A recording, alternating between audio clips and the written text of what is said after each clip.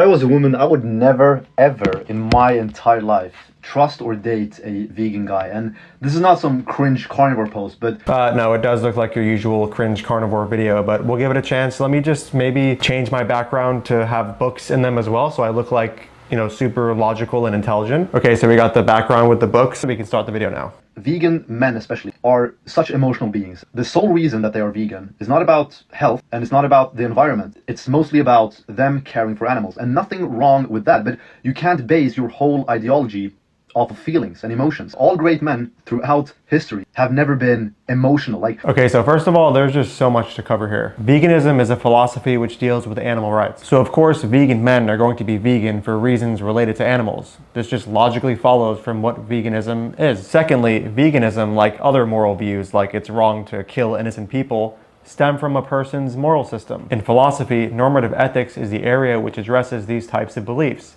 trying to figure out what is right, wrong, and why. And moral systems like veganism are not just solely derived from emotion or feeling. They can arise from a mix of empathy, values, and logical consistency. You can develop ethical frameworks by blending our emotional responses like disgust or empathy with logical principles like fairness, universality, and consistency. When it comes to veganism, there are ways in which one can check for things like logical consistency, which can help lead them to adopting the vegan position. For example, I've met vegans, especially vegan men, who don't necessarily love animals, but they're vegan because they can't name a logically consistent justification for breeding, exploiting, and killing animals for food. Here's what I mean. If somebody asks me, what is the morally relevant difference between humans and animals such that it's ethical to kill and eat animals but not humans, and I named the trait intelligence, that was the morally relevant difference that I named, I would be logically committed to the view that it's ethical to mass farm certain human beings who possess this trait. So for example, a certain level of intelligence that's at or below the threshold of animals that we farm. Of course, I don't hold that view because it's insane, but if somebody were to pose that question to me, you know, like what is the morally relevant difference?